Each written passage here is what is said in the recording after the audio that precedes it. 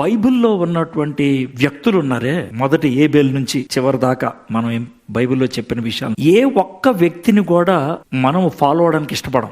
అని అంటారేమో ఎగ్జాంపుల్ చెప్తాను. ఇప్పుడు అబ్రహాం ఉన్నాడు అనుకోండి, విశ్వాసాలకు తండ్రి అబ్రహాం. అంటే అబ్రహాం జీవితం మామూలు జీవితం అనుకోండి. ఓకే, ఆయన ఎంత కష్టపడ్డాడంటే సొంత భార్య అని చెప్పడానికి భయపడి చెల్లని చెప్పాడు. మరి జీవిస్తారు అట్లాగా? ఇంత కష్టాల దాకా వెళ్తారా? మీరు ఆలోచించండి. పోనీ మోషే అనుకున్నాం అనుకోండి, మొదటి 40 సంవత్సరాల్లో ఐగుప్తి విశ్వవిద్యాలయాల్లో సకల విద్యల్లో ప్రావీణుడు. ఆ తర్వాత ఏం చేయాలో తెలియక గొర్రెలు పెంచుకుంటా ఉన్నాడు. దేవుడు వచ్చి తనతో మాట్లాడితే నేనెవరిని ప్రభు అన్న. మరి మోషేలాగా మీరు ఉంటారా? పోనీ దావీదు సొంత తండ్రి ఈడు నా కొడుకు అని చెప్పుకోవడానికి ఇష్టపడదు. సొంత అన్నలు చిరాకు పడ్డారు. సొంత రాజు చంపేద్దాం అనుకున్నాడు. సొంత భార్య ఆయన్ని హేళన చేసి మరి దావీదులాగా ఉందాం అనుకుంటున్నారా? వద్దులేండి, పాత నిబంధనల కొత్త నిబంధనలకు వచ్చేద్దాం ఉంటారా? ఒకవేళ మనం పౌలు ఇంట్లోకి వెళ్ళాం అనుకోండి, ఒక పెద్ద స్పోర్ట్స్ మ్యాన్ ఇంట్లోకి వెళ్ళినట్లు, ఒక పెద్ద స్పోర్ట్స్ మ్యాన్ ఇంట్లోకి వెళ్ళాం అనుకోండి, వాళ్ళ ఫ్రంట్ హాల్ గానీ ఏదైనా ఉన్నదనుకోండి, దాంట్లో అతను సంపాదించిన షీల్డ్లన్నీ ఉంటాయి. పౌలు గారి ఇంటికి వెళ్తే ఎక్కడ పడితే అక్కడ ఫోటోలు లేకపోతే సర్టిఫికెట్లు ఉంటాయి. ఏంటి ఆ సర్టిఫికెట్లు? నన్ను ఇక్కడ 39 కొరడా దెబ్బలు కొట్టారు, ఇక్కడ బెత్తాలతో కొట్టి నన్ను పడేశారు, ఇక్కడ రాళ్లతో కొట్టి నేను చచ్చిపోయాను అనుకోని వదిలేశారు. ఇవి ఉంటాయి షీల్డ్. వెళ్తారా? ఆయనలాగా పౌల్లాగా ఉంటారా? పోనీ పేతురు, ఆయన ఎంత ఇబ్బంది పడ్డాడంటే చివరికి తిరగేసి సిలువేసుకొని చచ్చిపోయాడు. నేను ఈ మాటలన్నీ ఎందుకు చెప్తున్నానంటే, బైబిల్లో ఉన్నటువంటి ఏ క్యారెక్టర్ని చూసినా, ఏ వ్యక్తిని చూసినా ఈయనలాగా నేను ఉన్నాను సార్, అమ్మో మనకొద్దు, నా వల్ల కాదు. ఇది ఒక ఎత్తు అయితే, ఇప్పుడు నాకు వచ్చే ప్రశ్న ఏంటి చెప్తాను. వీళ్ళ దేవుడు ఎవరు దేవుడు? అబ్రహాము దేవుడు, తర్వాత మోషే గారి దేవుడు, దావీదు గారి దేవుడు, పౌలు గారి దేవుడు, పేతురు గారి దేవుడు. మన ఈ పేర్లు చూసాం కదా. వీళ్ళ దేవుడు చేతకానోడా? ఇది నా ప్రశ్న. తనకిష్టమైనటువంటి బిడ్డలు సమస్తాన్ని వదులుకొని ఆయన వెంబడిస్తా ఉంటే, వాళ్ళు ఇబ్బందులు గుండా వెళ్తుంటే చేతకానోళ్లాగా చేతులు కట్టుకొని కూర్చున్నాడా? బాగుందా ప్రశ్న? ఇప్పుడు మీకు నచ్చు ఇలా మాట్లాడితే. ఎందుకనంటే అది రియాలిటీ. మనందరికీ ఇలాంటి ప్రశ్నలు ఎప్పుడో ఒకప్పుడు వస్తూనే ఉంటాయి. బై ద వే, ఇక్కడ కూర్చున్నటువంటి మీలో కొంతమంది యేసు ప్రభుని సొంత రక్షకుడిగా అంగీకరించడం, కొంతమంది అంగీకరించబో.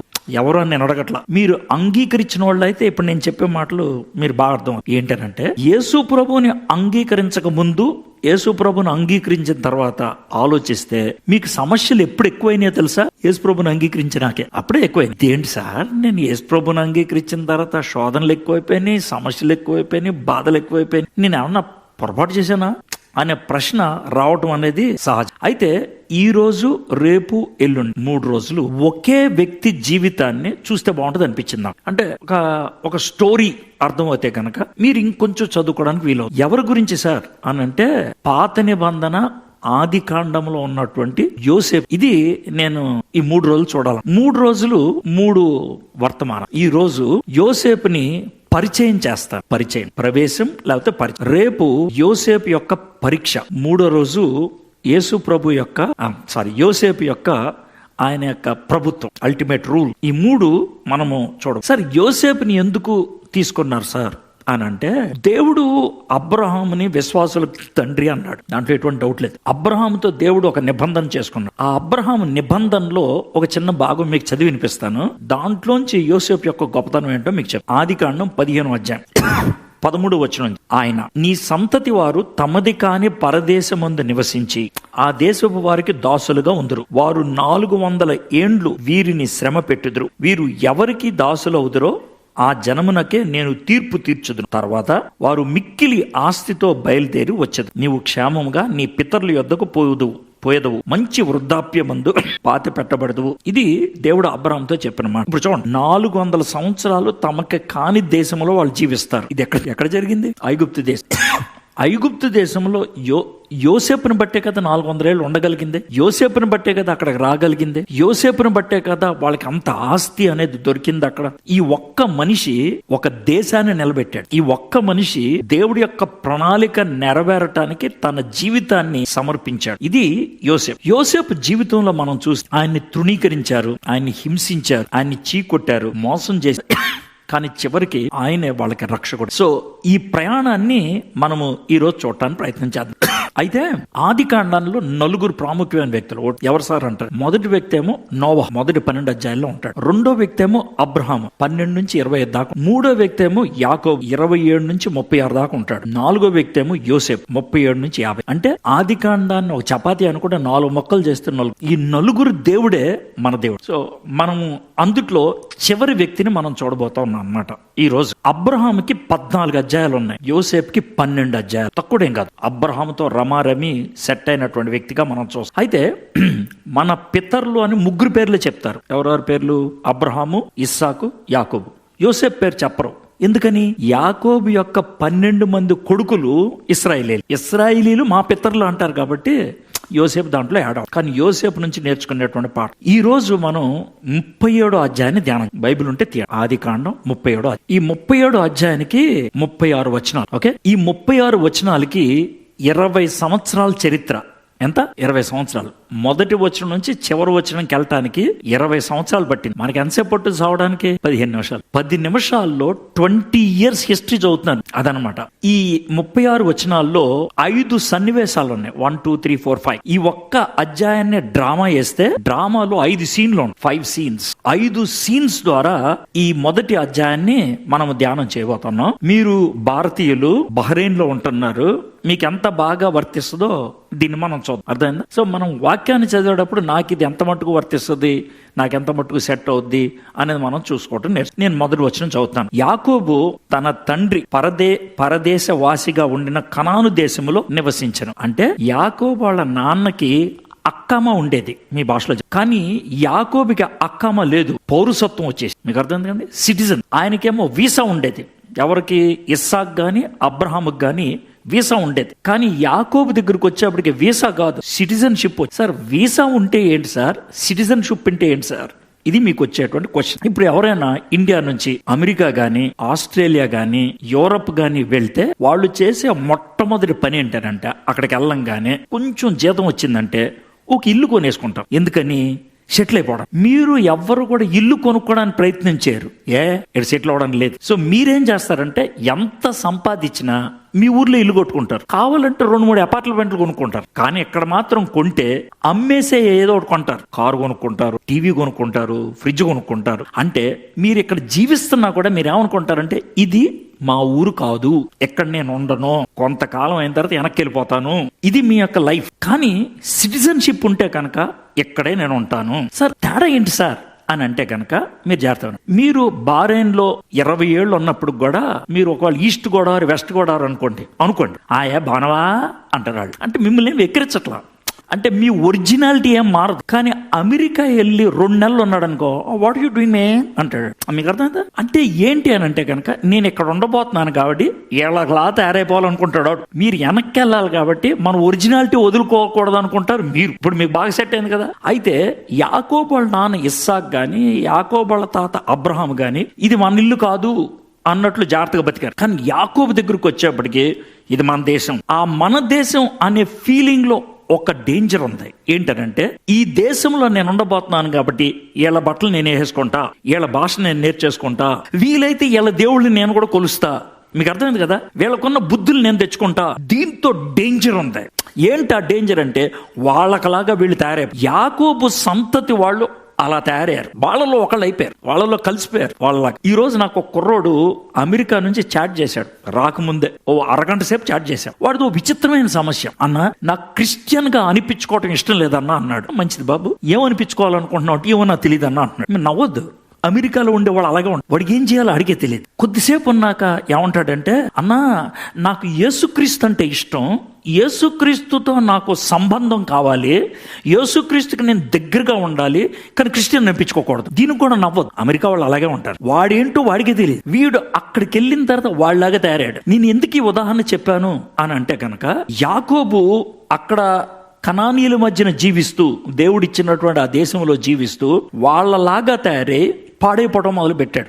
యాకోబు వాళ్ళ సంతతి పాడైపోవడం మొదలు పెట్టారు. ఇక దేవుడు ఏం చేయగలడు? ఒకవేళ ఆ రోజు కనుక నా దేవుడు కనబడితే, ఏ రోజు ఏది దేవుడు ఈ స్ట్రగుల్ గుండా వెళ్తున్నప్పుడు, దేవా ఏం చేద్దాం అనుకుంటున్నాం, యాకోబు వీళ్ళంతా పాడైపోతున్నారు, అదేనయ్యా నేను ఒక పని చేయదలుచుకున్నాను. ఏంటది? ఎక్కడి నుంచి మొత్తం అందరినీ వేరే దేశం తీసుకెళ్లి అక్కడ కొంతకాలం బతికిన తర్వాత మళ్ళీ వెనక్కి తీసుకొస్తా. అబ్బాయి ఏం మాట్లాడుతున్నావు నువ్వు? చాలా కష్టం కదా, అదే సులభమే, ఇక్కడుండి బాగు చేయడం కష్టం అని. ఎక్కడుంటే బాగోరు కాబట్టి ఎక్కడి నుంచి అక్కడికి తీసుకెళ్తే బాగుపడిన తర్వాత మళ్ళీ వెనక్కి తీసుకొస్తా. 70 మందిని ఐగుప్తు దేశం తీసుకెళ్లి వాళ్ళు 20 లక్షల మంది అయిన తర్వాత వెనక్కి తీసుకొచ్చి దేవుడు ప్లాన్ పూర్తి చేస్తారు. మీకు అర్థం కదా? ఇప్పుడు మీకు ఇది ఎందుకు చెప్పానంటే మీరు జాగ్రత్తమనండి. మీరు కష్టపడితే వచ్చారా, ఎవరితోనో డబ్బులు ఇస్తే వచ్చారా, లేకపోతే మీ చుట్టాలు ఇక్కడ ఉంటే వచ్చారా, ఎవరైనా మీకు అక్కడ వీసా తీస్తే వచ్చారా నాకు తెలియదు. దేవుడు మిమ్మల్ని ఇక్కడ తెచ్చాడు. మరి ఆమెను ఎందుకు అంటున్నారు నాకు తెలియదు. బహుశా మీరు ఇండియాలో ఉంటే పనికిమాలలో వాళ్ళు అవుతారని ఇక్కడ తెచ్చాడేమో. మరి ఇప్పుడు చెప్పండి, ఆమె ఇండియాలో ఉంటే మీరు బాగుపడరని ఇక్కడ తెచ్చాడు. మీకు అర్థం కదా? ఎందుకనంటే దేశం వదిలి ఇంకో దేశానికి వచ్చిన వాళ్ళు ఈ 2 దోవల్లో ఏదో దోవలోకి వెళ్తారు. ఏ దోవలు సార్ అంటారు? వాడు పూర్తిగా బాగుపడిపోయి ఒక గొప్ప వ్యక్తిగా తయారై వెనకాలొచ్చు, లేదా ఎందుకు పనికిమాలిన వాళ్ళగా తయారైపోయి వెనకాల. ఈ 2 మార్గాలు ఏదో మార్గం. నేను ఇండియా నుంచి ఎలాగ వచ్చానో మళ్ళీ అలాగే వెళ్ళానని ఎవడు అండవు. అయితే బాగుపడి వెళ్తారు, లేకపోతే పూర్తిగా నాశనం అయి వెళ్తారు. ఎందుకు అని అంటే కనుక మీకు అడ్డెవరు లేరు ఇక్కడ. మీరు బాగుపడాలంటే ఎందుకు బాగుపడుతున్నారు అని అడిగేవాడు ఎవడు లేడు. పాడైపోతుంటే ఎందుకు పాడైపోతున్నారు అని అడిగేవాడు ఎవడు లేడు. ఇప్పుడు మీకు అర్థమైంది యాకోబు స్టోరీ అంత బాగా ఫిట్ అయిందో మీకు? ఇది పరిస్థితి అండి, యాకోబు పరిస్థితి. ఇది మొదటి వచనం. ఇలాంటి పరిస్థితుల్లో దేవుడు యోసేపుని సీన్ లోకి తీసుకొచ్చాడు. యోసేపు జీవితాన్ని మొదటి అధ్యాయంలో చదువుతామే. ఒక బైబిల్ పండితుడు ఏమన్నాడంటే నిద్రపోతున్నటువంటి అగ్ని పర్వతం అన్నాడు. ఎవరిని? యోసేపుని. నిద్రపోతున్న అగ్నిపర్వతం. అగ్నిపర్వతం అంటే మీకు తెలుసు కదా. నేను ఓసారి అమెరికాలో సెయింట్ హెలెన్ అనే ఓ పెద్ద పర్వతం, మైక్రోసాఫ్ట్ కంపెనీ ఉంటదే, అదే ఆ రాష్ట్రంలో వాషింగ్టన్ అని ఆ రాష్ట్రంలో పెద్ద కొండ. ఎక్కడికి వెళ్ళినా కూడా కొండ కనబడుతుంది. పైనంతా కూడా తెల్లగా మంచు ఉంటుంది. నన్ను ఎవరైతే తీసుకెళ్లారో భలే ఉంది సార్ మంచు కొండ అంటే, బాగుంటుంది సార్, మనం వెళ్ళొచ్చా దగ్గరికి అంటే వెళ్ళొచ్చు అని ఆ కొండ గురించి దారిలో చెప్తున్నాడు. ఏమన్నాడు తెలుసా? సార్ ఆ కొండ మంచుతో ఉంది కదా, చల్లగా ఉందనుకుంటారేమో, ఉండదు సార్. అదేంటి సార్? అది అగ్నిపర్వతం. అది అగ్నిపర్వతం. అది 10 సంవత్సరాలకు ఒకసారి నుప్పులు కొక్కుద్ది సార్. పోయినసారి నుప్పులు కక్కినప్పుడు దాని యొక్క లావ అంటే అగ్ని ఇది ఉంటది, అది 296 కిలోమీటర్లు వెళ్ళి దారిలో ఉన్న పొలాలన్నీ తగలబెట్టేసి 54 మంది చచ్చిపోయారు. కానీ అందంగా కనబడుతుంది కదా, కనబడుతుంది సార్ అందంగా బయట, కానీ లోన. యోసేపు జీవితాన్ని ధ్యానం చేస్తున్నప్పుడు మనకి ఎలా వర్తిస్తుందో చెప్తున్నా. మీ ముఖాలు చూస్తుంటే చాలా బాగున్నారండి, అందంగా ఉన్నారు. బహ్రెయిన్ వచ్చారేమో కదా, ఇండియాలో రాయిని మొత్తం పెయింట్లన్నీ పూసుకుంటున్నారు. ఇండియాలో అయితే పూసుకునేవారు, ఇక్కడ పూసుకుంటున్నారు. అంటే మీరు చేసే తప్పు అంటలేదు, అందంగా కనబడుతున్నారు అంటున్నా. మీరు అందంగా కనబడుతున్నారు, మంచి బట్టలు వేసుకున్నారు, బాగుంది. నేను దాన్ని కూడా తప్పు అంట. కానీ మీ ముఖం ఉన్నంత అందంగా మీ హృదయం అన్నదా అనేది ప్రశ్న. బయటికి నవ్వుతూ కనబడుతున్నారు, కానీ హృదయంలో కూడా నవ్వుతున్నారా అనేది నా ప్రశ్న. నేను ఒక ఛాలెంజ్ విసురుతాను, మీలో ఎవరైనా సాహసించగలిగితే మంచి. ఏంటంటే నాతో ఒక 20 నిమిషాలు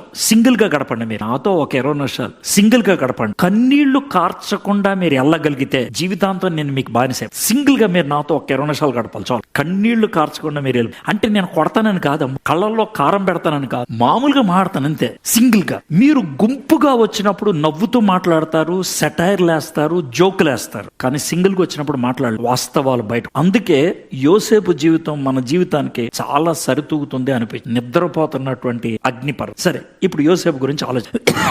2వ వచనం, యాకోబు వంశావళి ఇది. యాకోబు వంశావళిలో 11వ కొడుకు దగ్గర నుంచి మొదలు పెడుతున్నాడు.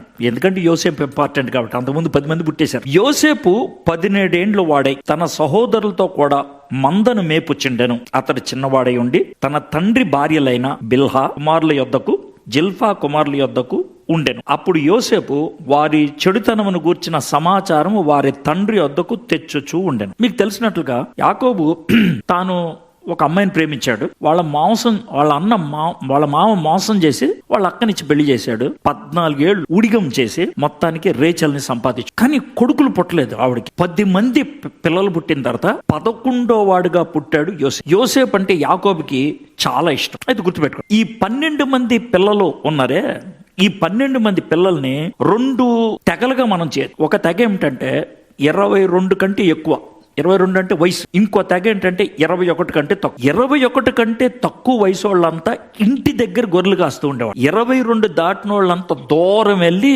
వాళ్ళ గొర్రెల్ని వాటిని కాసుకుంటూ ఉండే. ఇంటి దగ్గరే ఇల్లు కాసు. ఆ ఇంటి దగ్గర గొర్రెలు కాసుకునేటువంటి వాళ్ళు ఈ పిల్లలు. ఆ పిల్లలు ఎవరంటే దాను, నెఫ్తాలి, గాదు, అషేరు, యోసేపు.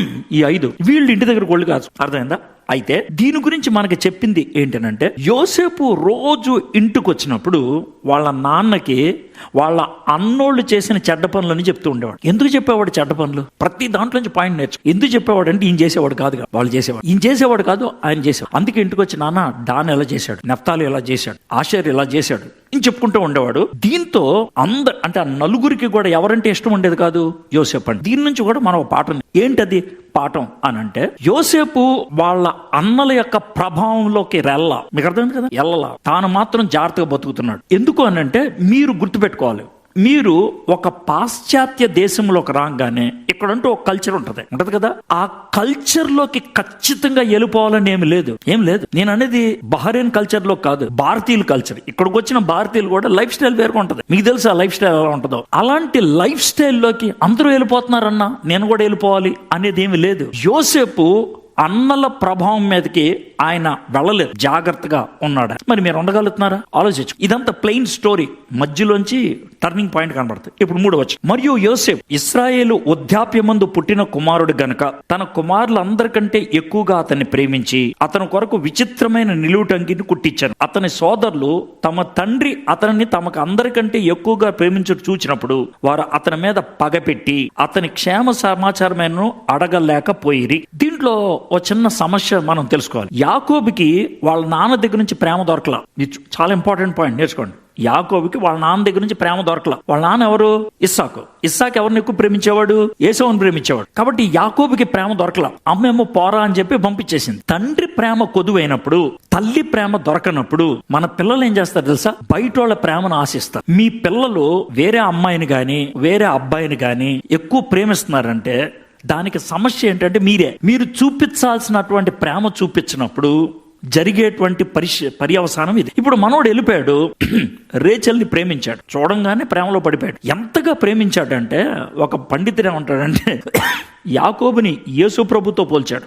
ఎలా అంటే, యేసు ప్రభు తన సంఘం కోసం ఎంతైనా సేవ చేయడానికి ఇష్టపడ్డాడు, సిలువ మీద చచ్చిపోవడానికి కూడా ఇష్టపడ్డాడు. అదే విధంగా యాకోబు తాను ప్రేమించినటువంటి రేచల్ కోసం తాను 14 సంవత్సరాలు పనిచేయడానికి అని ఇష్టం. అందుకే ఓ పండితుడు ఏమన్నాడంటే, యూ అండ్ మీ, నువ్వు నేను మారు మనసు పొందిన వాళ్ళం అయితే వీర్ గాడ్స్ రేచల్, మనం దేవుని యొక్క రేచల్. మన కోసం దేవుడు ఏమైనా చేయడానికి. ఎంత బాగుంది కదా. అయితే దీనికి ఇంకో సమస్య, నాన్న దగ్గర నుంచి ఈయనకి ప్రేమ రాలేదు కదా, ఈ కొడుకు మీద ఆ ప్రేమంతా చూపిస్తున్నాడు. ఎందుకని? నాకులాగా వీడు అవ్వకూడదు. ప్రేమ దొరకకపోతే ఒక సమస్య, ప్రేమ ఎక్కువైతే కూడా ఇంకో సమస్య. యోసేపు మీద ఎక్కువ ప్రేమ చూపించేటప్పటికి, ఆయన ఈ అంగి గింగి కుట్టించేప్పటికి మిగిలిన వాళ్ళకి వీళ్ళకి ఏమొచ్చింది? కాన్ఫ్లిక్ట్ వచ్చింది. అన్నోళ్ళు యోసేపు మీద అసూయ. ఇప్పుడు ఓ చిన్న ప్రశ్న రావచ్చు, జాగ్రత్త. ఒకవేళ యోసేపుని పిలిచి, యోసేపు ఏంటా మీ అన్నోళ్ళంతా నిన్ను ఇలా చేస్తున్నారంటే, సార్ నేనేం చేయను సార్, మా నాన్నని ఏమన్నా అంగి కుట్టించమని అన్నాను, ఆయన కుట్టించాడు. నేనేం చేయను? నాకున్న అంగీని చూసి వీళ్ళు అసూయ పడితే నేనేం చేయాలి సార్? నేనేం చేయాలి? జాగ్రత్త వినండి. యోసేపు ఆ అసూయను బాగా హ్యాండిల్ చేసి, మరి మీరు హ్యాండిల్ చేస్తారు లేదు నాకు తెలియదు. ఎగ్జాంపుల్ చెప్తాను. మీకు యోసేపు అంగీ లాంటిది మీకేముంది అని చెప్తారేమో. మీలో కొంతమందికి సడన్ గా ఒక మంచి ఉద్యోగం వచ్చింది అనుకోండి, లేదా మీలో ఎవరికైనా ఒక డీల్లో కారు వచ్చింది అనుకోండి, లేదా మీలో ఎవరికైనా ప్రమోషన్ వచ్చింది అనుకోండి, లేదా మీలో ఎవరైనా ఒక మంచి పాట పాడారు అనుకోండి, ప్రజలందరూ మీ మీద ఒక విధమైన కన్ను వేస్తారు. ఫీల్ అయిపోతారా? మీరు గొప్పగా ఫీల్ అయిపోతారా? ఆలోచిస్తారా? ఒకవేళ అలా ఆలోచించే వాళ్ళైతే ఆ అసూయకి నీరు పోసిన వాళ్ళు అవుతారు. అక్కడ యోసేపు బాగా తగ్గి ఉండడం అనేది మనం చూసి. నెక్స్ట్ వద్దాం మళ్ళీ 4వ వచనం. అతని సహోదరులు తమ తండ్రి అతనిని తమ అందరికంటే ఎక్కువగా ప్రేమించి చూచినప్పుడు వారు అతని మీద పగ పెట్టి, నేను 9వ వచనం దాకా చదువుతాను. పగ అనే మాట ఎన్నిసార్లు కనబడుతో చూడండి. అతని క్షేమ సమాచారమైనను అడగకపోయి యోసేపు ఒక కలకని తన సహోదరులో అది తెలియచెప్పగా వారు అతని మీద మరి పగ పెట్టిరి. అతడు వారిని చూచి, నేను కనిన ఈ కలను మీరు దయచేసి వినుడి. అదేమనగా, మనము చేనిలో పనులు కట్టుచుంటిమి, నా పను లేచి నిల్చుండగా మీ పనులు నా పనును చుట్టుకొని నా పనుకు సాష్టాంగ పడినని చెప్పాను. అందుకు అతని సోదరులు, నీవు నిశ్చయముగా మమ్మల్ని ఏలుదువా, మా మీద నువ్వు అధికారం వగుదువా అని అతనితో చెప్పి అతని కలను బట్టి అతని మాటలను బట్టి అతని మీద మరింత పగపెట్టిరి. ఇక్కడ నుంచి మీ లైఫ్ గురించి ఆలోచించండి. మీ లైఫ్ లో జరిగేటువంటి విషయాలకు ఇతరులు మీ మీద దుష్ట కన్ను పెడితే, మీ లైఫ్ లో జరిగేటువంటి విషయాలకు ఇతరులు మీ మీద అసూయ పడితే, మీ జీవితంలో మీరు ఊహించినటువంటి పరిస్థితులు వేరువేరు కారణాలు బట్టి వస్తే మీరు దాన్ని ఎలా ఎదుర్కొంటారు? యోసేపు నెంబర్ 1, వాళ్ళ నాన్నగా బాగా ప్రేమించి తనకి కోటు కుట్టించాడు. నేను అడిగానా? రెండోది, యోసేపుకి 2 కళలు వచ్చాయి. నేనేమన్నా అడిగానా? మీరెందుకు నా మీద ఎలా పడిచేస్తున్నారు, నాకెందుకు వచ్చింది ఈ బాధ? నేనెందుకని ఈ మాట చెప్తానంటే, మీలో కొంతమంది కూర్చొని, సార్ నాకెందుకు సార్ ఈ బాధలన్నీ వచ్చాయి, నాకెందుకు సార్ ఈ కష్టాలన్నీ వచ్చాయి, నాకెందుకు వచ్చాయి ఈ ఇబ్బందులన్నీ? ఇది మీకు వచ్చే ప్రశ్న. యోసేపు కూడా అదే పరిస్థితి, కానీ ఎక్కడ అడిగినట్లు కనబడదు. నాకెందుకు వచ్చాయి ఈ ప్రశ్న, నాకెందుకు వచ్చాయి బాధ అని ఆయన అడిగినట్లు మనకు కనబడదు. అయితే యోసేపు 17 ఏళ్ళు కుర్రోడిదే. 17 ఏళ్ల లోపల, జాగ్రత్తమేనండి, 17 ఏళ్ల లోపల తనకొచ్చిన కళ దేవుడి దగ్గర నుంచి వచ్చింది అని గుర్తుపట్టగలిగాడు ఆయన. దేవుడి దగ్గర నుంచి అని. ఇది 17 ఏళ్ళప్పుడు వచ్చిన కళ కాదు, 14-15 ఏళ్ళప్పుడు వచ్చిన కళ. ఎందుకంటే 17 ఏళ్ళప్పుడు అమ్మేశారు. అంతకుముందు జరిగిన సన్నివేశాలు. 15 ఏళ్లకో 16 ఏళ్లకో కళ వస్తే ఆ కళ దేవుని దగ్గర నుంచి అని చెప్పగలిగాడు. మనోడి దగ్గర బైబిల్ ఏం లేదు, మనోడి దగ్గర ప్రవక్తలు ఎవరు లేరు, మనోడి దగ్గర వాక్యాన్ని బోధించే వాళ్ళు ఎవరు లేరు. వాళ్ళ అమ్మ బతుకున్నంత కాలం నేర్పించినటువంటి కొన్ని పాఠాలు, వాళ్ళ నాన్న నేర్పించినటువంటి కొన్ని ప్రార్థనలు, అవే ఆ చిన్న విషయాలతో భక్తిని డెవలప్ చేసుకొని తన కళ వస్తే ఆ చిన్న మనసుతో ఈ కళ దేవుని దగ్గర నుంచి, మనం ఇంత అడ్డగాడిదల్లాగా పెరిగాం, మనం నన్ను కూడా కలుపుకుంటున్నాం, ఇంత అడ్డగాడిదల్లాగా పెరిగాం. ఒకవేళ అదే దేవుడు నీకు నాకు కలిస్తే మనం అదే విధంగా స్పందించగలుగుతామా, అదే విధంగా గుర్తించగలుగుతామా? నిన్న కొంతమంది కూర్చుంటే, నేను క్రిస్మస్ సందర్భం కదా అని యేసు ప్రభుకి భూమి మీద ఉన్నప్పుడు తండ్రిగా వ్యవహరించినటువంటి యోసేపు గురించి మాట్లాడాను. 4 కళలు వచ్చాయి యోసేపుకి. ఆ యోసేపు కూడా 17 ఏళ్ళోడే. ఆ 4 కళలకి అర్థం చెప్పుకున్నాడు ఆయన. దాని ప్రకారం ఆయన బతికేయగలిగాడు. దేవుడు నాతో మాట్లాడాడని. నేను అడిగే మాట ఏంటంటే, దేవుడు నీతో మాట్లాడుతుంటే ఇది దేవుని మాట అని గుర్తించగలుగుతున్నావా? ఇప్పుడు నేను ప్రసంగం చేస్తున్నాను, నేను దేవుని యొక్క దోతనే. దోత అంటే రెక్కలు ఉండే దోత కాదు. దోత అంటే దేవుడు పంపించినటువంటి వర్తమానికుడిని. నేను వాక్యం చెప్తున్నా, ఈ వాక్యం దేవుని వాక్యం. దేవుడు నన్ను వాడుకొని నీతో మాట్లాడుతున్నాడేమో. ఇప్పుడు దాకా నేను మాట్లాడిన మాటలే కొన్ని నీకు తాకేయేమో. ఈయనేంటి ఇలా మాట్లాడుతున్నాడు, నా గురించి మాట్లాడుతున్నట్లు ఉందే అని అనిపించినేమో. సీరియస్గా ఎందుకు వినకూడదు? దేవా, ఇది నీ మాట అయితే, ఇది నీ దగ్గర నుంచి వచ్చింది అయితే, ఇది సీరియస్ గా తీసుకుంటాను, నేను చాలా సీరియస్ తీసుకుంటా. యోసేపు అలా సీరియస్ గా తీసుకొని ధైర్యంగా అన్నోళ్ళకి చెప్పేశాడు ఇలా జరుగుద్దంట అని. మీకు వచ్చింది తెలుసా, యోసేపు ఈ కళ చెప్పిన తర్వాత ఇది నెరవేర్చడానికి 21 సంవత్సరాలు పట్టింది. 21 సంవత్సరాలు, 21 ఇయర్స్. కానీ ఈ కళ దేవుడి దగ్గర నుంచి అని చెప్పగలిగాడు ఆయన. నెరవేరకపోతే ఇది దేవుడి దగ్గర నుంచి కాదేమో అని ఎక్కడ ఫీల్ అయినట్లు మనకు తెలియదు. చాలా స్పష్టంగా చెప్పగలిగాడు. దేవునితో సంబంధం ఉన్నప్పుడు, దేవునితో సహవాసం ఉన్నప్పుడు, దేవుడు నీకు తలంపిచ్చి ఇది నేను నీకు ఇస్తున్న తలంపు అని చెప్పినప్పుడు నువ్వు ధైర్యంగా చెప్తావు. ప్రజలు ఏమనుకున్నా సరే గుర్తించగలిగే సిచ్యువేషన్ లో ఉన్నావా? యోసేపు 17 ఏళ్ల లోపల ఆ స్థాయికి వచ్చాడు. నీ ఆత్మీయత ఎక్కడ దాకా వచ్చింది, నీ పరిస్థితి ఎక్కడ దాకా వచ్చింది, ఇది మనం ఆలోచిద్దాం. అయితే వీళ్ళ అన్నలు ఎంతగా ఇతని మీద కోపం పెట్టుకున్నారంటే, అరే యోసేపు బాగున్నావా అంటూ మానేశారు. క్షేమ సమాచారం అడగడం మానేశారు, పలకరించడం మానేశారు. 10 మంది ఒక గుంపుగా ఉంటే యోసేపు ఒక్కడే ఒక చోట ఉండేవాడు. ఒకవేళ మీరే యోసేపు పొజిషన్ లో ఉంటే ఏం చేస్తారు? మీతో ఎవ్వరు మాట్లాడిన పొజిషన్ లో ఉంటే ఎలా ఉంటారు? బహ్రెయిన్ లో మీలో కొంతమంది అలాంటి సిచ్యువేషన్ లో ఉన్నారు. నేను కాదనట్లా. మీరు ఆఫీస్కి వెళ్ళినప్పుడు 10 మంది ఉంటారు, చర్చికి వచ్చినప్పుడు 10 మంది ఉంటారు, కానీ రూమ్కి వెళ్ళినప్పుడు మీరు ఒక్కళ్ళే ఉంటారు. బహుశా మీలో కొంతమంది ఎలాంటి సిచ్యువేషన్ లో ఉంటారంటే, ఎలాంటి పరిస్థితిలో ఉన్నారంటే, మీకున్న బాధలు పంచుకోవడానికి మీకు ఎవరు లేరేమో, మీకున్నటువంటి కష్టాలు పంచుకోవడానికి ఎవరు లేరేమో. యోసేపు అదే పరిస్థితిలో ఉన్నాడు. తర్వాత ఏం జరిగింది చూద్దాం. 9వ అతడు ఇంకొక కల కని తన సహోదరులకు తెలియజేసి, ఇదిగో నేను మరి ఒక కల కంటిని, అందులో సూర్యచంద్రులను 11 నక్షత్రములను నాకు సాష్టాంగ పడినని చెప్పాను. అతడు తన తండ్రితోను తన సహోదరులతోనూ అది తెలియజెప్పినప్పుడు అతని తండ్రి అతనితో, నీవు కనిన ఈ కల ఏమిటి? నేను నీ తల్లియు నీ సహోదరులను నిశ్చయముగా వచ్చి నీకు సాక్షాంగ పడుదుమా అని అతన్ని గద్దించెను. అతని సోదరులు అతని యందు అసూయ పడిరి. అయితే అతని తండ్రి ఆ మాట జ్ఞాపకం. ముందు వచ్చిన కాలం ఏంటంటే పనలు అంటే తీసుకెళ్దాం, ఈ గోధుమలు కానీ వరి కానీ కట్టలు. యోసేపు కట్ట ఒకటే నుంచుందంటే మిగిలిన కట్టలన్నీ కూడా సాష్టాంగ పడతాయి. ఇప్పుడు గోధుమ కానీ వరి కానీ కట్టల చివరి ఏముంటాయి? గోధుమలు ఉంటాయి, లేకపోతే బియ్యం ఉంటాయి. ఇది దేనికి సాదృశ్యం? అరే మీరు తిండి కోసం నా దగ్గరికి అడుక్కుంటానికి వస్తారా అన్నాడు. అది యోసేపు గుర్తించింది. 17 ఏళ్ల లోపల తిండి కోసం నా దగ్గరకు వస్తారు. 21 సంవత్సరాల తర్వాత తిండి కోసం వచ్చారు అడుక్కోవడానికి. ఎంత పర్ఫెక్ట్ గా సెటిల్ అయిందో చూడండి, ఎంత పర్ఫెక్ట్. దేవుడితో మనం కనెక్ట్ అయి ఉంటే దేవుడు మనతో చాలా విషయాలు చెప్పుకోవడానికి ఇష్టపడతాడు. ఇక్కడేమన్నాడు? సూర్యుడు, చంద్రుడు, నక్షత్రాలు 11 నాకు సాష్టాంగ పడ్డాయి. అంటే ఏంటి? నేను ప్రధానమంత్రిగా ఉండ 21 సంవత్సరాల తర్వాత అది నెరవేరి ప్రధానమంత్రిగా ఉండటం. అయితే ఒక చిన్న ప్రశ్న ఉంటుంది, సార్ రేచల్ బెంజామిన్ పుట్టంగానే చచ్చిపోయింది కదా, మరి ఇది జరిగేటప్పుడు తల్లి తండ్రి అనే మాట ఎందుకు వచ్చింది సార్ అని అడగటం తప్పేం కాదు, కరెక్టే. అయితే రేచల్ వచ్చేటప్పుడు తనతో పాటు ఒక అమ్మాయిని తెచ్చిపెట్టుకుంది. ఆ అమ్మాయి పేరేంటి? బిల్హా. ఇప్పుడు రేచల్ చచ్చిపోయిన తర్వాత ఆ స్థానాన్ని ఎవరు తీసుకుంటారు? బిల్హా. సో కాబట్టి తల్లి అని ఎవరిని పిలుచుండి ఉంటాడు యోసేపు? బిల్హాన్. అందుకని ఆ మాట ఉపయోగించడం అనేది జరిగింది. యాకోబుకి కళలు చాలా వచ్చాయి. యాకోబుకి చాలా కళలు వచ్చాయి, నిచ్చిన కళ ఇవన్నీ వచ్చాయి కదా. కాబట్టి వీడి కళలు వస్తున్నాయి, నాకు కళ వస్తుంది, బహుశా ఇది నిజమేమో అని మనసులో పెట్టుకున్నాడు.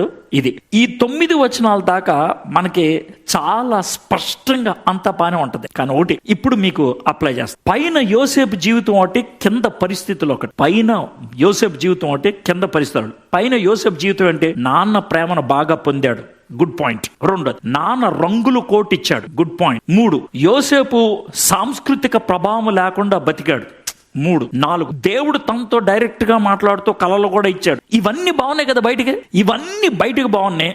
కానీ కింద వాళ్ళ అన్నలే గోతులతో దాగి ఉన్న సమస్యలు. మీ జీవితంలో చాలా మట్టుకు సమస్యలు దాగి ఉన్నాయి, బయటికి కనబడట్లా. ప్రాబ్లమ్స్ దాగి ఉన్నటువంటి సమస్యలు లోన ఎక్కడో ఇరుక్కుపోయి ఉన్నాయి ఆ సమస్యలు. ఈ దాగి ఉన్నటువంటి సమస్యల్ని మనం బయటికి చెప్పుకోవడానికి కూడా మనం భయపడుతూ ఉంటాం. ఇది బయటికి చెప్తే ఏమవుతుంది అనేటువంటి టెన్షన్ ఉంటుంది అనమాట. దాగి ఉన్న కష్టాలు లోన ఉన్నాయి మీలో. అందుకే అన్నాను, మీతో ఎవరితో అయినా నేను సింగిల్ గా మాట్లాడితే 20 నిమిషాల్లో మీరు ఏడవటం మొదలు పెడతారు. ఎందుకు ఏడుస్తారు? మీకున్నటువంటి కష్టాలని. కానీ మానవులంగా మనం చేసే పని ఏంటంటే కష్టాలన్నీ దిగమింగుకొని ఏమి కష్టాలు లేనట్లు బతికేయటం మనకు అలవాటైపోయింది. తప్పేం కాదు నేను అంటుంది, కానీ నేనేమంటాను తెలుసా? దేవుని సన్నిధిలోకి వచ్చినప్పుడు అదే డ్రామా వేయాల్సిన పని లేదు. దేవుని సన్నిధికి వచ్చినప్పుడు ఉన్నట్లు మనం బయట పెట్టుకోవడం మంచిది. దేవుని వాక్యం వినటానికి వచ్చాం. ప్రభా నా కష్టాలు నీకు తెలుసు, నాకు దాగి ఉన్నటువంటి సమస్యలని నీకు తెలుసు, వీటిని నేను ఎలా ఎదుర్కోవాలి, ఇది మనం అర్థం చేసుకుందాం. యోసేపు జీవితం ఇప్పుడు మనకి దగ్గరగా సరిపోతుంది. ఎందుకనంటే బయటికంతా బానే ఉంది, కానీ లోన మాత్రం భయంకరమైనటువంటి పరిస్థితి. యోసేపుకు కూడా తెలియదు, మీకైతే అట్లీస్ట్ మీకు తెలుసు దాగి ఉన్నటువంటి పరిస్థితి ఏంటి అనేది. అయితే ఈ దాగి ఉన్నటువంటి పరిస్థితుల్లో, దాగి ఉన్నటువంటి కష్టాలలో దేవుడు ఏం చేస్తున్నాడు? What God is doing. దేవుడు ఏం చేస్తున్నాడు? ఇప్పుడు 12వ వచనం చూద్దాం. అతని సోదరులు షెకెములో తమ తండ్రి మందను మేపుటకు వెళ్ళిరి. అప్పుడు ఇశ్రాయేలు యోసేపును చూచి, నీ సహోదరులు షెకెములో మంద మేపుచున్నారు, నిన్ను వారి వద్దకు పంపెదను రమ్మని అన్నప్పుడు అతడు మంచిదని అతనితో చెప్పాను. అప్పుడు అతడు, నువ్వు వెళ్ళి నీ సహోదరుల క్షేమమును మంద క్షేమమును తెలుసుకొని నాకు వర్తమానము తెమ్మని అతనితో చెప్పి హెబ్రోను లోయలో నుండి అతన్ని పంపాను. అతడు షెకెమునకు వచ్చాను. ఇప్పుడు ఈ అధ్యాయంలో 36 వచనాల్లో మీకు 2 విషయాలు చెప్తాను, విచిత్రమైన విషయాలు. ఈ 36 వచనాల్లో ఒక్కసారి కూడా దేవుడు అనే పదం కనబడదు. మనందరికి వచ్చేటువంటి ప్రశ్న ఏంటంటే, యోసేపు ఇంత భయంకరమైనటువంటి కష్టాల గుండా వెళ్తున్నప్పుడు దేవుడు ఏమైపోయాడు, ఎందుకు లేడు? ఈ అధ్యాయం మొత్తంలో దేవుడు అనే మాట ఉండదు, ఒక్కసారి కూడా ఉండదు. నేను ఎందుకని ఈ మాట చెప్తున్నానంటే, మీలో చాలా మంది కష్టాలు ఎక్కువైనప్పుడు కొంతమంది బయటికి చెప్పుకుంటారు, కొంతమంది బయటకు కూడా చెప్పుకోరు, కానీ లోన ఆలోచిస్తారు, దేవా నువ్వేమైపోయావు, నిన్ను కష్టాలు గుండా వెళ్తా ఉంటే నువ్వు ఎటుపోయావు, నువ్వు ఎందుకు నన్ను పట్టించుకోవట్లేదు, నువ్వు నన్ను ఎందుకు విడిపించట్లేదు, నువ్వు నన్ను ఎందుకు తప్పించట్లేదు, ఇలాంటి ప్రశ్నలు రావటం అనేది సహజం. ఇది నాకు విచిత్రమైన పదం. ఇంకో పదం ఏంటి చెప్పంటారా? 36 వచనాల్లో 21 సార్లు సోదరుడు సోదరుడు సోదరులు అనే మాట ఉంది, 21 సార్లు. కానీ యోసేపుకి ఎవడైనా సోదరుడు ఉన్నాడా? లేడు. మీలో చాలా మంది కోపం వచ్చినప్పుడు అనే మాట తెలుసా? ఒక్కడు లేడు సార్, నాకు ఒక్కడు లేడు. నవ్వుతున్నారు ఎందుకు తెలుసా? మీరు ఆ డైలాగ్ ఉపయోగించి, ఎవరు లేరు సార్, నాకు ఎవరు లేరు. అందరూ సరదాగా మాడతారు సార్. కష్టం వచ్చినప్పుడు ఒక్కడు కూడా కనబడరు సార్, నాకు ఇబ్బంది వచ్చినప్పుడు ఒక్కడు కూడా కనబడరు సార్. యోసేపు పరిస్థితి అదే. అటు దేవుడు సీన్ లో కనబడట్లేదు, ఇటు సోదరులు చాలా మంది ఉన్నారు చుట్టూ, ఒక్కళ్ళు కూడా తనకు సహాయం చేయడానికి ఇష్టపడట్లేదు. ఎవరు కూడా. నీ పరిస్థితి ఏంటో కూడా యోసేపు పరిస్థితి అదే. దీంట్లోంచి మనం తెలుసుకోవాల్సిన విషయం ఏంటో, వాళ్ళ నాన్న పిలిచి, వీళ్ళేమో హెబ్రోన్ లోయలో ఉన్నారు, అక్కడి నుంచి షెకెంకి వెళ్ళాలి. హెబ్రోన్ లోయ దగ్గర నుంచి షెకెంకి 50 కిలోమీటర్లు. 50 కిలోమీటర్లు అంటే 2 రోజులు ప్రయాణం చేయాలి. 2 days 25 కిలోమీటర్లు ఒకసారి.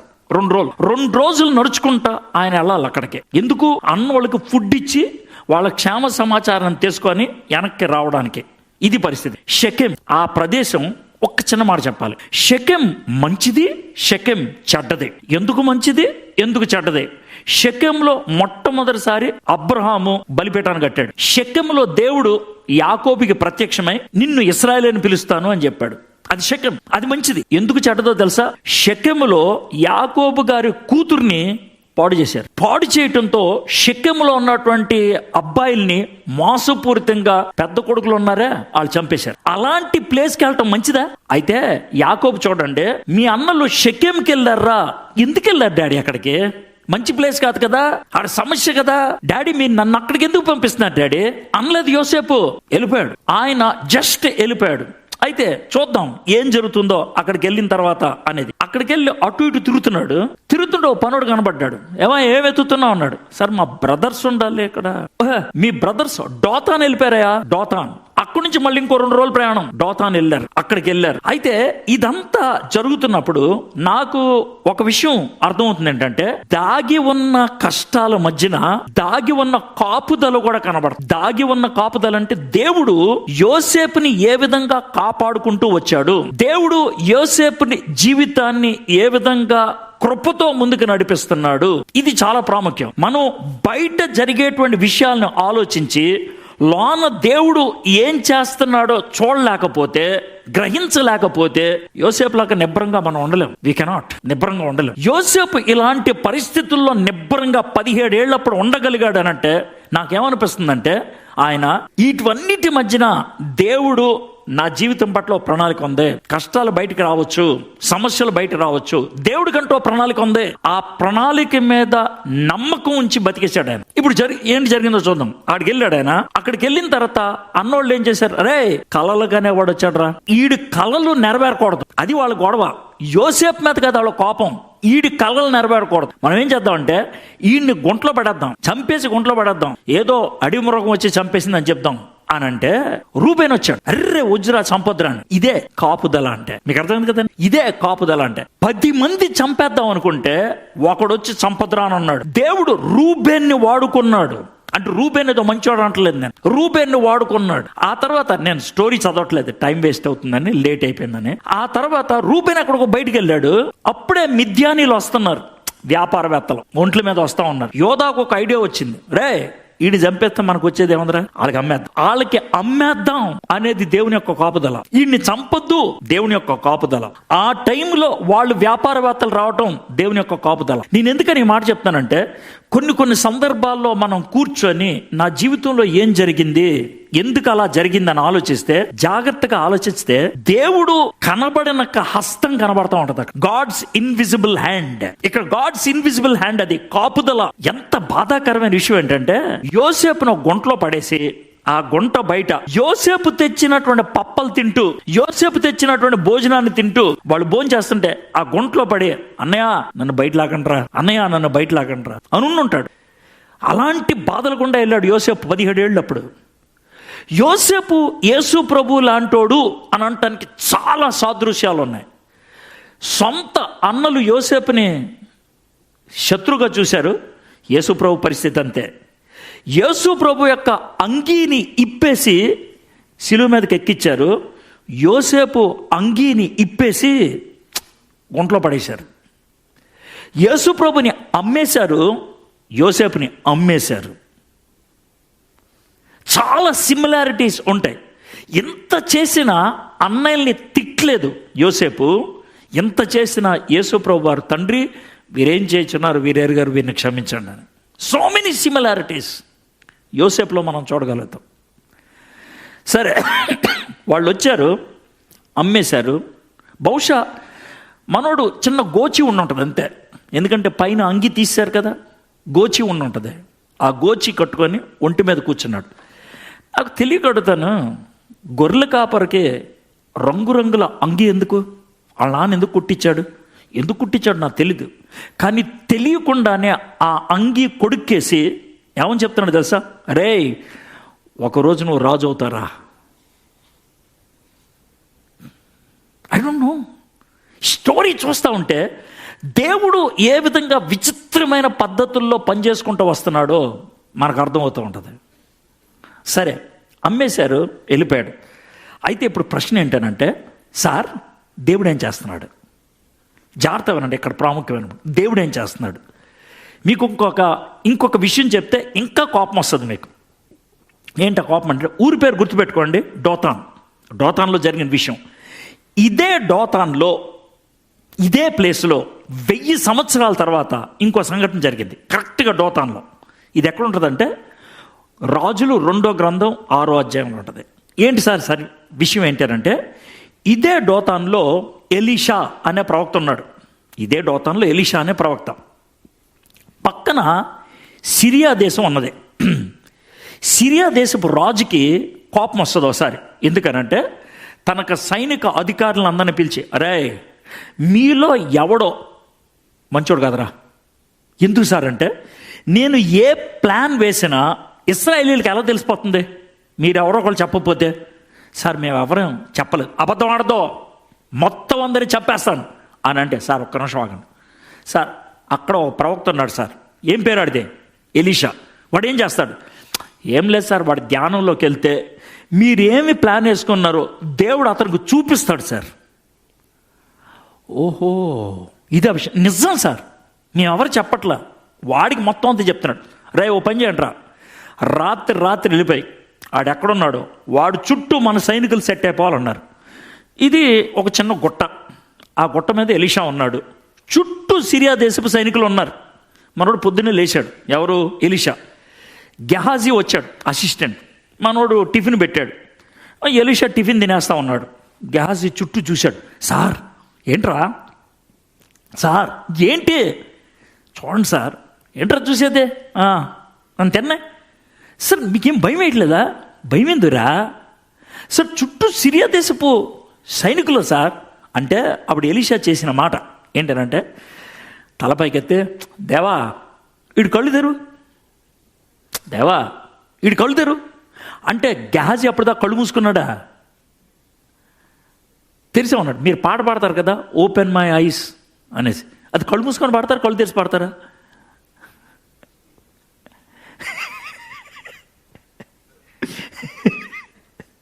అంటే మిమ్మల్ని అంటలేదు, మీరు నా కళ్ళు తెరువు ప్రభా అని కళ్ళు తెరిచి ప్రార్థన చేస్తారు. ఇంకేం తెరవాలి అంటే, మీరు అడుగుతుంది ఈ కళ్ళు తెరవమని కాదు, ఈ కళ్ళు తెరవమని. సో గెహాజీ చుట్టూ చూసినప్పుడు, దేవా ఇటు కళ్ళు తెరు ప్రభా అంటే అటు చూస్తాడు. చూస్తే జరిగింది ఏంటంటే, ఇక్కడ సిరియా దేశపు సైనికుడు ఉంటాడు. ఈ సిరియా దేశపు సైనికుడికి కరెక్ట్గా 2 అడుగులు ముందు అగ్నిరథం ఉంది. ఈ అగ్నిరథం ఎవరు పంపించారు? దేవుడు పంపించాడు. ఈ చుట్టూ అగ్నిరథాలుంటే ఎలీషా కనబడ్డాయి, కానీ గెహాజీకి ఏం కనబడ్డాయి? సిరియా దేశపు సైనికులు కనబడ్డాడు. అందుకే వాడు భయపడ్డాడు, ఈయన కూలుకున్నాడు. ఆయన భయపడ్డాడు, ఈయన కూలుకున్నాడు. కళ్ళు తెరు ప్రభా అని. ఇప్పుడు జాగ్రత్త వినండి.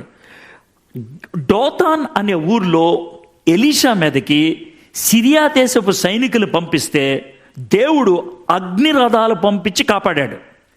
అదే డోతాన్లో సొంత అన్నలు యోసేపుని గుంట్లో పడేసి, అదే యోసేపుని మిద్యానీలకు అమ్మేసి ఐగుప్తు దేశాన్ని పంపిస్తే దేవుడు చేతులు కట్టుకొని ఉన్నాడు. మీకు ఏది బాగా నచ్చుద్ది? ఎలీషానా లేకపోతే యోసేపా? మనలో ప్రతి ఒక్కళ్ళు కోరుకుంది ఏంటి తెలుసా? ఎలీషాని తప్పించినట్లు దేవుడు నన్ను తప్పిస్తే ఖతర్నాక్ ఉంటుందని. అయితే ఎలీషాని తప్పించడం అనేది ఒక ప్రాజెక్ట్, యోసేపుని ఐగుప్తు దేశానికి పంపించడం అనేది ఇంకొక ప్రాజెక్ట్. మీకు అర్థమైందా? కాబట్టి మన జీవితంలో వచ్చినటువంటి సమస్య దేవుడు వాడుకోవడానికి ఒక అవకాశం. సమస్యలు కూడా వాడుకుంటాడా? ఎందుకు వాడుకోడు? సమస్యలు కూడా వాడుకుంటాడు. ఇక్కడ సమస్యను వాడుకున్నాడు. యోసేపుని అమ్మేశారు. యోసేపుని అమ్మేస్తే ఎక్కడికి వెళ్ళిపోయాడు? ఐగుప్తు దేశానికి. అంటే దేవుడు ఆయనకు తోడుగా లేడా? ఉన్నాడు, ఆయనతో తోడుకున్నాడు. మీకు ఎందుకు ఈ మాట చెప్తున్నానంటే, మీకు కష్టాలు ఉన్నాయి, మీకు శ్రమలు ఉన్నాయి, మీకు బాధలు ఉన్నాయి. మన జీవితంలో శ్రమలు కష్టాలు 3 కారణాలతో వస్తాయి. 3.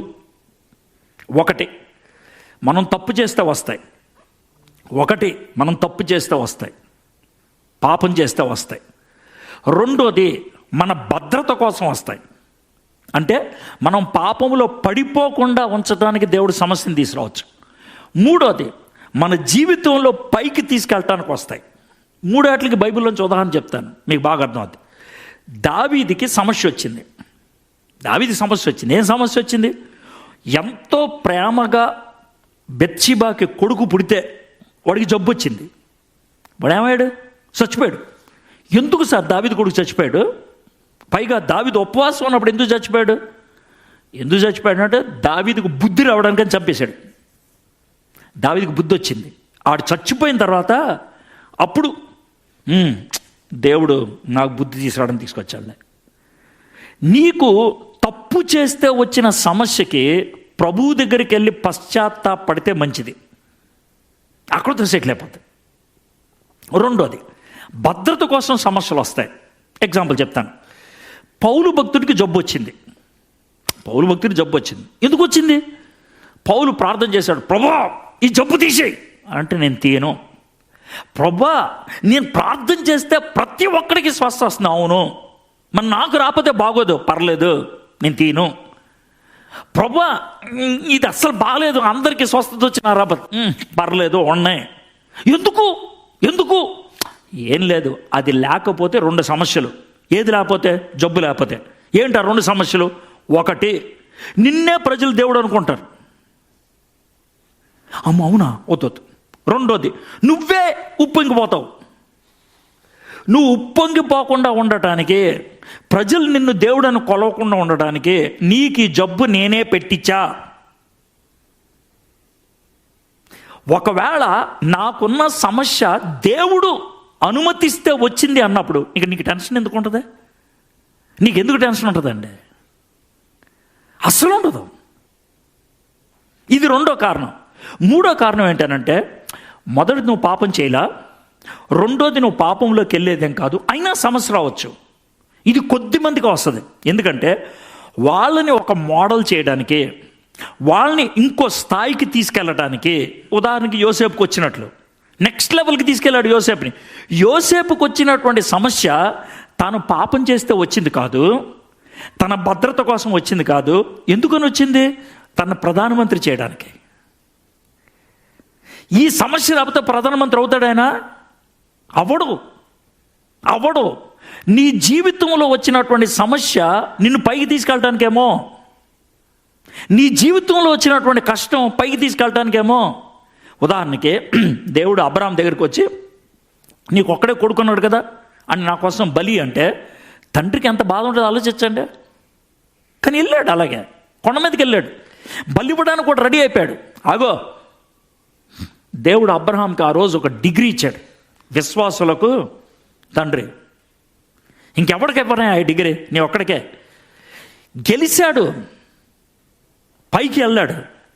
మీ జీవితంలో వచ్చినటువంటి సమస్య ఏదైనా నిరుపయోగమైంది కాదు. దేవుడు ఆశీర్వాదాల ద్వారా మనతో మాట్లాడతాడు, కష్టాల ద్వారా ఇంకా గట్టిగా మాట్లాడతాడు ఆయన. గుర్తుపెట్టుకోండి, అది సమస్యల ద్వారా దేవుడు ఎక్కువ గట్టిగా మాట్లాడతాడు. చాలామంది జీవితాలు బాగుపడింది కష్టాలలో. చాలామంది సమస్యల మధ్యలో దేవుడిని తెలుసుకోగలిగారు ఎక్కువగా. కాబట్టి ఈరోజు నీ జీవితంలో ఉన్నటువంటి సమస్యలు, నీ జీవితంలో ఉన్న కష్టాలు, అవి లేవన్నట్లు చాప కింద తోసేద్దు. 2, వాటిని బట్టి దేవుణ్ణి తిట్టొద్దు. 3, అవి ఎందుకు వచ్చాయని నువ్వు నిరాశలోకి వెళ్ళిపోవద్దు. ఈ 3 పనులు చేయొద్దు. ఏం చేయమంటావు? ప్రభా, ఈ కష్టం అన్నది వాస్తవమే, ఎందుకు వచ్చింది? ఇది పాపం చేస్తూ వచ్చిందా? భద్రత కోసం ఇచ్చావా? ఎదుగుదల కోసం ఇచ్చావా? ఈ 3 ఏంటి? నేను కూడా చాలా సందర్భాల్లో కష్టాలు గుండా వెళ్ళినప్పుడు అడిగాను, కానీ ఒక సందర్భం మీకు చెప్తాను. 2 సందర్భాలు మీకు చెప్తాను, బాగుంటుంది. ఒక సందర్భం 89 ఇంకా 99 ఆ ప్రాంతంలో జరిగింది. ఎలా అంటే, కైకులూరు అనే ఊర్లో ఉన్నాను నేను. సాయంకాలం కలిదిండి అనే ఊర్లో వాక్యం చెప్పడానికి వెళ్ళాలి. 6 గంటలకు బస్సు ఉంటుంది. నేను బస్ స్టాప్ దగ్గర నిలబడ్డా. బస్సు వచ్చింది. బస్సు రాకముందు ప్రార్థన చేశాను, ప్రభా ఈ బస్సు చాలా రష్గా ఉంటుందంట, నన్ను బస్సు ఎక్కించు ప్రభా, నేను ఎందుకంటే మీటింగ్కి వెళ్ళాలంటే ఈ బస్సే, ఇది మిస్ అయిందంటే నేను మీటింగ్కి వెళ్ళాను. వచ్చింది బస్సు, విపరీతమైన రద్దీగా ఉంది, నన్ను తోసిపడేశారు, బస్సు వెళ్ళిపోయింది. ఇప్పుడు జాగ్రత్త, అక్కడ ఒక కరెంట్ స్తంభం ఉంది. కరెంట్ స్తంభానికి ఆనుకొని, ప్రభా ఏం దేవుడు అయ్యా నువ్వు, ఏం దేవుడు నువ్వు, నేను కారు ఏమన్నా అడిగానా, సీట్ ఇప్పించి ప్రభా అని అడిగానా, బస్సులోకి ఎక్కించయ్యా, నీ మీటింగ్కి వెళ్తాను అన్నా, నేను ఏమన్నా ఆడుకోవడానికి వెళ్తున్నానా, పెళ్ళికి వెళ్తున్నానా, నీ వాక్యం చెప్పడానికి కదా, ఏంటి ప్రభా అలా చేయటం, అసలు కొన్నిసార్లు నాకు నువ్వు అర్థం కావయ్యా అని ఇలా మాడుకుంటున్నాను. ఇలాగే మాడుకుంటా ఉన్నాను. నా ముందు ఒక మెటడార్ వచ్చి ఆగింది. నేను దేవుడితో చాలా సీరియస్గా మాడుతున్నానేమో, అతను ఆగింది కూడా చూడాల. సార్ కలిదిండా అంటున్నాడు. కొద్దిసేపు నాకు ఏంటి అన్న, కలిదిండా అన్నాడు. కూర్చోండి సార్. డ్రైవర్ పక్కన సీటు, వెనకాల మిగిలిన వాళ్ళందరూ కూర్చున్నారు. డ్రైవర్ పక్కన సీటు. నేను ప్రార్థన చేస్తూ దేవుడితో మాడుతున్నప్పుడు నేనేమన్నా సీట్ అడిగానా, నేనేమన్నా కారు అడిగానా అన్నదే అవి గుర్తొచ్చాయి. కొంచెం నోరు మూసా, సైలెంట్గా ఉన్నా. ఇప్పుడు అసలు విషయం చెప్తాను చూడండి. నేను అలా దేవుడితో బాగా వాదించానేమో, తలనొప్పి వచ్చి పడుకుని పోయాను. చల్ల గాలి వస్తుంది, నిద్రపోయాను. కొంచెం దూరం వెళ్ళిన తర్వాత మెట్రోడర్ ఆగిపోయింది. ఎందుకు ఆగిందో తెలియదు. ఆగేటప్పుడు నా చెమట బట్టి లేచా. ఏమైంది, కలిదిండి వచ్చినాను. కాదు సార్, ఏదో అయినట్టుంది సార్ అని అన్నాడు.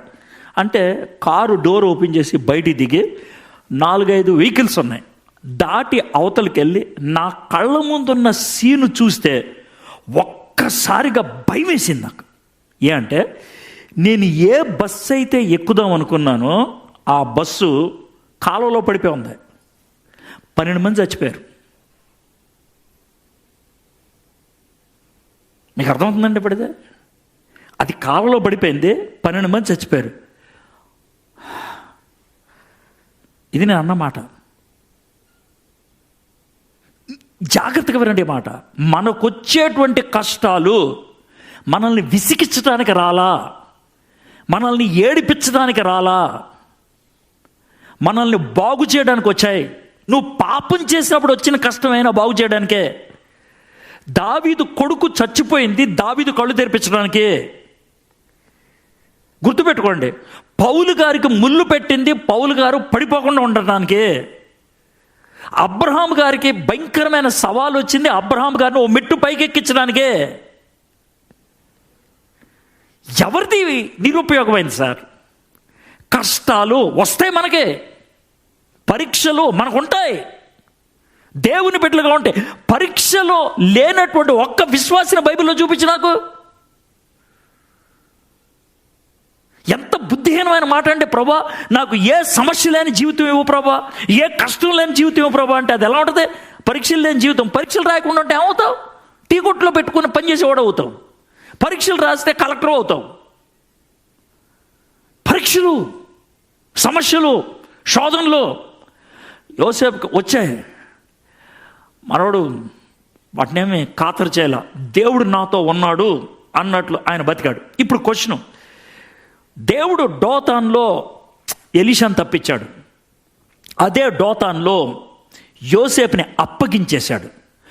ఎలీషాని విడిపించడం బట్టి ఇశ్రాయేలుకు ఉపయోగపడ్డాడు, యోసేపుని అప్పగించడం బట్టి తన దేశాన్ని నిలబెట్టుకున్నాడు ఆయన. బహుశా నీకొచ్చిన సమస్య నీకు ఉపయోగపడుతుందేమో. రెండోది, ఈ పోలీస్ కేసు జరిగింది కదా, 2 క్రిటికల్ విషయాలు. ఒకటి ఏంటంటే, విశాఖపట్నంలో నేను పెద్ద మీటింగ్లో మాట్లాడుతున్నాను. నా 2 కూతుర్ని తీసుకెళ్ళాను మీటింగులకి, 2 కూతురు. నాకు సాయంత్రం తెలిసింది ఏమన్నా సరే పొద్దున్నే ఫ్లైట్కి వెళ్ళిపోవాలి అని హైదరాబాద్కి. కానీ ఆ తర్వాత రోజు నేను వాక్యం చెప్పాలి. ఆ రోజు రాత్రి 1 గంటకే అప్పటికి టికెట్ బుక్ చేసుకున్నాను. నా 2 కూతుర్ని లేపా. మమ్మ, ఇలాగ నా మీద కేసు అయింది, నేను హైదరాబాద్ వెళ్తున్నా, మీరేం టెన్షన్ పడద్దు, దేవుడు మనకు తోడుగా ఉంటాడు, కానీ నాకు చిన్న సహాయం చేసి పెట్టాలన్నా నా 2 కూతుర్ని. ఏంటి పాప అన్నారు. నా ప్లేస్లో మీరు వాక్యం చెప్పాలి అన్నా. 3,000 మంది యూత్ నా ప్లేస్లో మీరు వాక్యం చెప్పాలి. ఓకే పాప అన్నారు. పొద్దున్న లేచిన తర్వాత ఎయిర్పోర్ట్కి వెళ్తూ నా భార్య ఫోన్ చేశా, ఇది పరిస్థితి అని అంటే ఏడ్చింది. ఏమవుద్ది అన్నది. ఏమో తెలియదు చెట్టే, ఒకవేళ నన్ను జైల్లో పెడితే నువ్వు ఎట్లా తీసుకుంటావు అన్నా. ఏముంది, నువ్వు చేసిన తప్పు కాదు కదగా. పౌల్ని పెట్టినట్లు నిన్ను కూడా పెట్టారనుకుంటా, పేతుర్ని పెట్టినట్లు నిన్ను కూడా పెట్టారనుకుంటా. నా భార్య బాగానే అర్థం చేసుకుంది, నా కూతుర్లు బాగానే అర్థం చేసుకున్నారు. నేను హైదరాబాద్ వెళ్తున్నప్పుడు నాకు చాలా ప్రశ్నలు వచ్చినాయి. ప్రభా, ఎందుకు ఇది? నేను దురుసుగా మాట్లాడతాం బట్ట అది నా తప్ప? ఇది నువ్వు పలకమన్న మాట కాదా? బోల్డ్ ప్రశ్నలు వచ్చాయి. కానీ అనూహ్యమైన పద్ధతుల్లో దేవుడు కాపాడుతూ మొదలుపెట్టాడు. ఎలా అంటారేమో, నేను లెక్క ప్రకారం 3 గంటలకు వెళ్ళాలి పోలీస్ స్టేషన్కి. ట్రాఫిక్ జామ్ అయ్యి 4 గంటల 45 నిమిషాల దాకా పోలీస్ స్టేషన్కి వెళ్ళా. ట్రాఫిక్ జామ్ అయ్యి దేవుడు నా ముందు అంత భయంకరమైన ట్రాఫిక్ని పెట్టాడు. 4 గంటల 45 నిమిషాల దాకా వెళ్ళలేదు. 4 గంటల 45 నిమిషాలకి వెళ్ళి, సార్ నేను పలానా ఫ్లైట్కి వచ్చాను, ట్రాఫిక్ జామ్ అయింది అని అంటే, సర్లే సార్ వచ్చారు కదా రిపోర్ట్ చెప్పండి, 12వ తారీఖు నుంచి 18వ తారీఖు దాకా సెలవులు, 19వ తారీఖు రండి అని పంపించేశారు. మీకు అర్థమైంది కదండి. ఒకవేళ నేను 3 గంటలకు వస్తే నన్ను పంపించేవాళ్ళు కాదు, రిమైండర్లో నానబెట్టేవాళ్ళు. నన్ను రిమైండర్లో పెట్టడానికి టైం లేక పంపించేశారు. మీకు అర్థమవుతుందండి.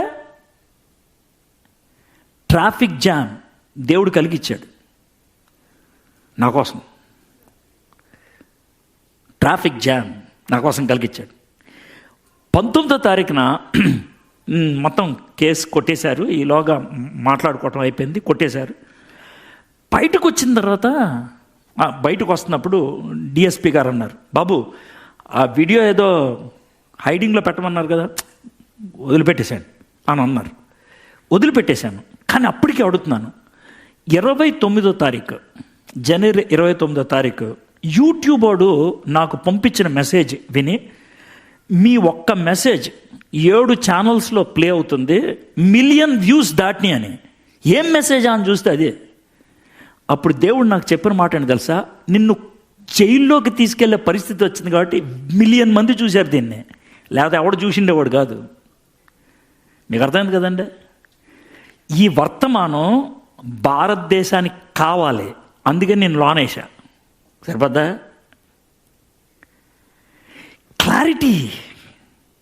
క్లారిటీ.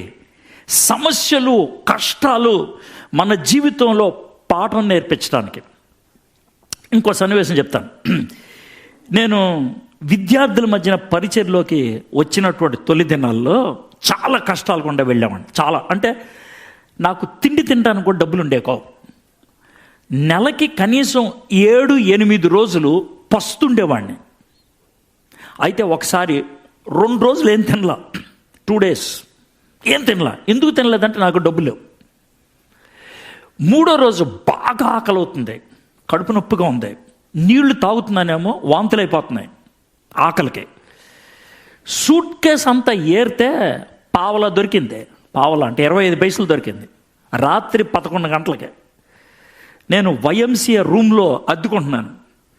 నేను ఆ పావలా పట్టుకొని బయటికి వెళ్ళా, ఏమన్నా దొరికితే కొనుక్కుందామని. అరటిపళ్ళు బండి ఉంటుందే, ఆ బండోడు స్పీడ్కి వెళ్ళిపోతున్నాడు.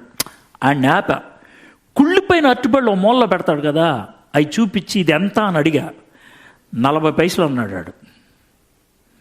వాడికి పావలా చూపించి ఒకటి ఏంటి సార్ అన్నా. అబ్బా చాలా చిరాగ్గా అన్నాడు వాడు. అబ్బా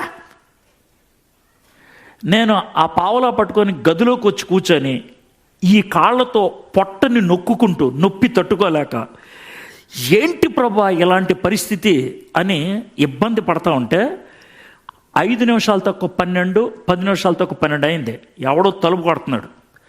ఎవడా అని చూస్తే నా మిత్రుడు జాన్ పాల్ అతని పేరు వచ్చాడు. వాడు లోనికి వచ్చారే, ట్రైన్ మిస్ అయిందిరా, ఆటో వాడు ట్రాఫిక్లో ఇరుక్కున్నాడు, ప్లాట్ఫామ్కి వచ్చాడు, ట్రైన్ వెళ్ళిపోయింది, ఇంటికి వెళ్తాం ఎందుకని ఇక్కడికి వచ్చాం. అరే బాగా ఆకలిగా ఉంది, ఏమన్నా ఉందా అన్నాడు. మీరు ఇప్పుడు నవ్వుతున్నాను, నా పొజిషన్ ఎట్లా ఉండదు ఆలోచించండి. అడిగి ఏం జవాబు చెప్పాలి తెలియక అలాగే ఉన్నా. రే ఆకలి ఉందరా, ఏమన్నా ఉందా అన్నాడు. ఏం లేదు అన్నా. వాడు సీరియస్గా ఇలా చూసి, రే ఏమన్నా తిన్నావు నువ్వు అన్నాడు. లేదురా. మధ్యాహ్నం ఏమన్నా తిన్నావా? లేదు. నిన్న రాత్రి ఏమన్నా తిన్నావా? లేదు. నిన్న మధ్యాహ్నం ఏమన్నా తిన్నావా? లేదు. మొన్న రాత్రి ఏమన్నా తిన్నావా? లేదు. రై ఇలాగ అరిశాడు. తినలేదురా, తినలేదు. వైఎంసీఏ సికింద్రాబాద్ క్లాక్ టవర్ దగ్గర ఉంటుంది, హైదరాబాద్ ఎవరిని తెలిసిన వాళ్ళు అంటే. నన్ను వాడు చెయ్యి పట్టుకొని బయట తీసుకెళ్ళాడు. వైఎంసీఏకి 2 బిల్డింగుల పక్కన గార్డెన్ రెస్టారెంట్ అని ఉంటుంది. అక్కడికి వెళ్ళాం. లోనికి ఇలా అయ్యంగానే షట్టర్ వేసాడు వెనకాల. ఎందుకు వేసాడు తెలుసా? 12 గంటలకు పోలీసులు వస్తారంటే షట్టర్ వేసాడు. మేము లోనికి వెళ్ళిపోయాం, బయట వేసి కూర్చున్నాను. ఓ చికెన్ బిర్యానీ పట్టరా అన్నాడు. పొగొస్తుంది బిర్యానీలోంచి. పైన లెగ్ పీస్ ఉంది, బిర్యానీ ఉంది. విపరీతంగా ఆకలేస్తుందేమో, ప్రభా నీకు స్తోత్రం అని పళ్ళు బిగబడి కబాబు తినేద్దాం అనుకున్నాను. ఆగో నా మనసులో, ఆగో ఈ బిర్యానీ ఎంత ఖరీదో తెలుసా? ఎంత? 15 రూపాయలు, 18 రూపాయలు. దీని ఖరీదు చాలా ఎక్కువ. నా మనసులో ఈ బిర్యానీ నీకు ఇప్పించడానికి ఆటో ట్రాఫిక్లో ఇరుక్కుపోయేటట్లు చేసింది నేను, ట్రైన్ అందకుండా చేసింది నేను, ఆడి ఇంటికి వెళ్ళకుండా నీ దగ్గరకు వచ్చేటట్లు చేసింది నేను, ఆడికి ఆకలి పుట్టించింది నేను, నిన్ను తిండి అడగమని అడిగింది నేను, వాడు 4-5 సార్లు అడిగేటట్లు చేసింది నేను, నువ్వు గార్డెన్ రెస్టారెంట్లోకి వచ్చేదాకా షట్టర్ పడకుండా చేసింది నేను, బిర్యానీ ఆర్డర్ చేయగానే వేడి వేడి బిర్యానీ తెప్పించింది నేను నీకోసం.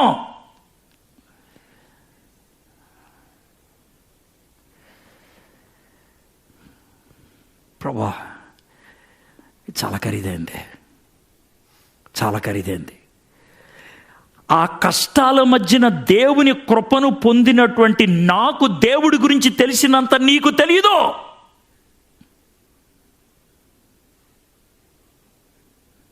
నీకు తెలీదు. నీకు కష్టాలు ఇవ్వంటలేదు నేను, నీకు సమస్యలు ఇవ్వంటలేదు నేను.